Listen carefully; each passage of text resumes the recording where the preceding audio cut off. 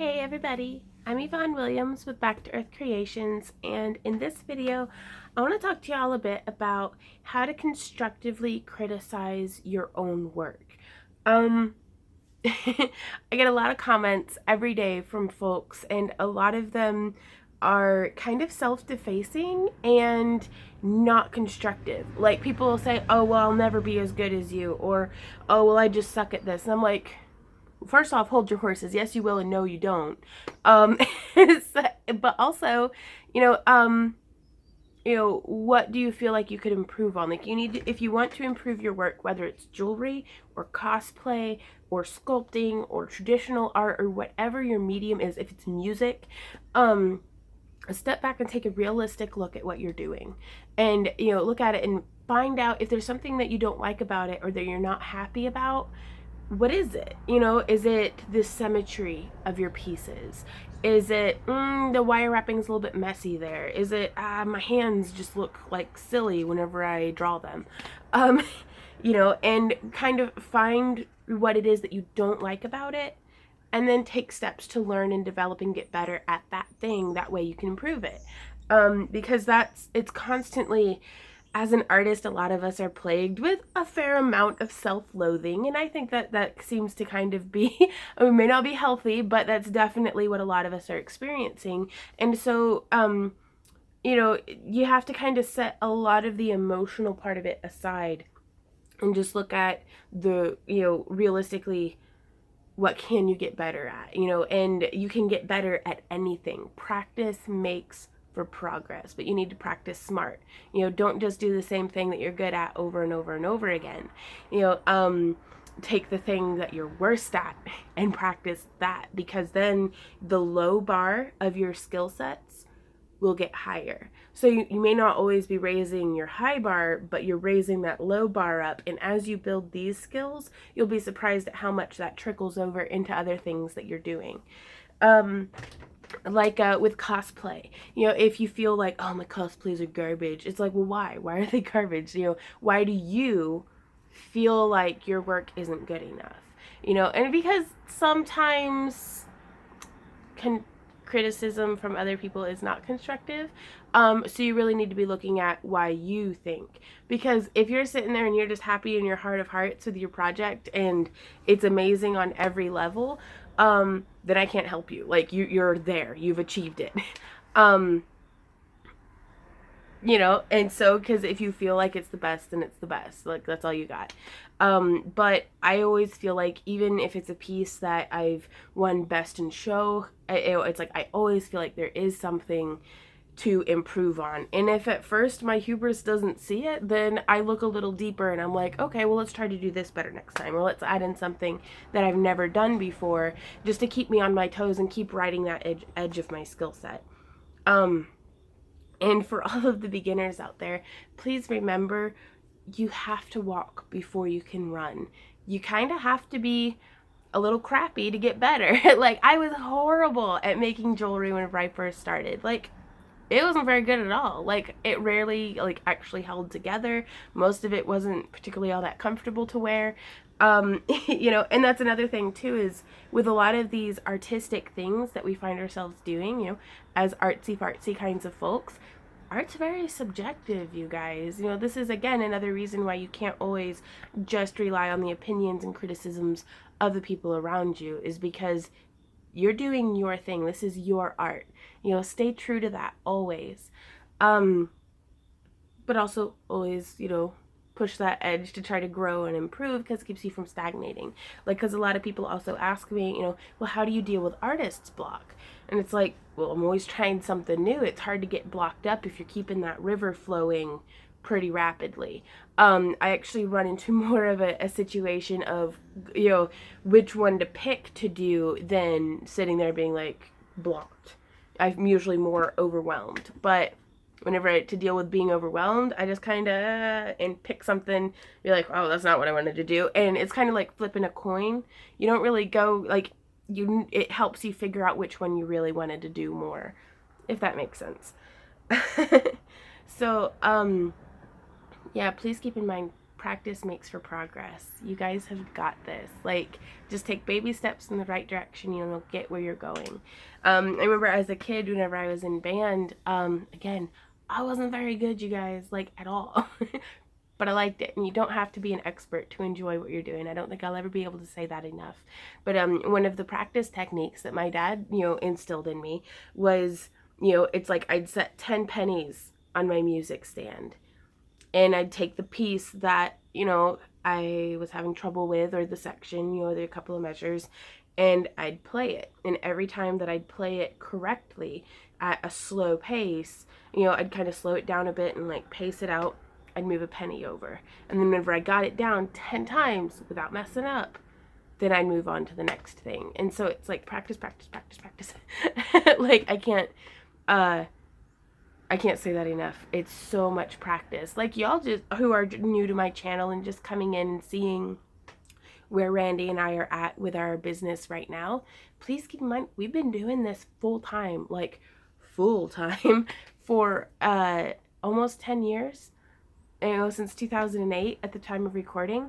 So it's like, that's kind of a lot of practice, and we still have so much to learn and so much to improve on and so much more that we want to do. So, and we're trying to instill that in y'all too, and be like, practice, yay, growth as an artist. And that's the same thing as, with like arting and stuff. Like, I was going through, this will be one of our upcoming videos, but I was going through and designing a logo. Oops, didn't mean to kick the camera. Designing a logo for our company. And some of my friends were offering very good constructive criticism of like, you probably want to simple that down some if you want to shrink it to be 1 centimeter wide. And I was like, oh, that's a fair point. So also, that's another tip of advice that I can give you guys is don't take any, like, sometimes people are trying to personally attack you. Typically, it's not your friends. Don't take every criticism as a personal attack. It might just be someone making an observation. Art is subjective. Something that you and your fans really enjoy might not do it at all for someone else. And that's perfectly okay. It's art. That's, that's the point. So I think I started rambling somewhere along the line. Oh yeah, how to improve your craft. And give yourself constructive criticism. Yeah, just always find that edge of your skill set and write it, add to it, test it out, experiment with different combinations of things. And, not every single piece is going to be your award-winning masterpiece, or it might. I'm not the person who gets to tell you that. But it's like, just kind of let it be what it's going to be and just keep pushing to get better. One of my favorite artists, actually, Sam Flegel, has grown so much as an artist over the past decade of knowing him. And it's because he's constantly taking classes, adding to his repertoire of skill sets, trying out new things, finding his particular style.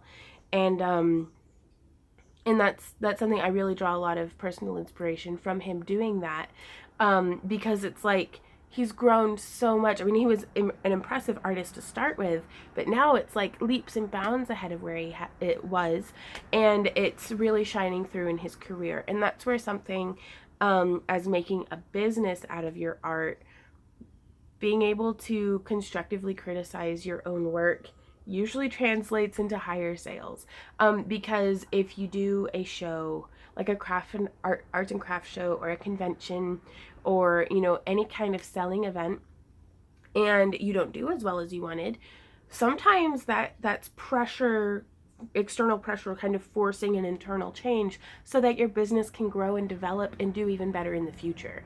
So instead of sitting there and being like, I suck at life and everything is horrible, like, experience that. Let it flow through you. Yes, let the darkness flow through you. No, but just let it go. Experience it and let it go.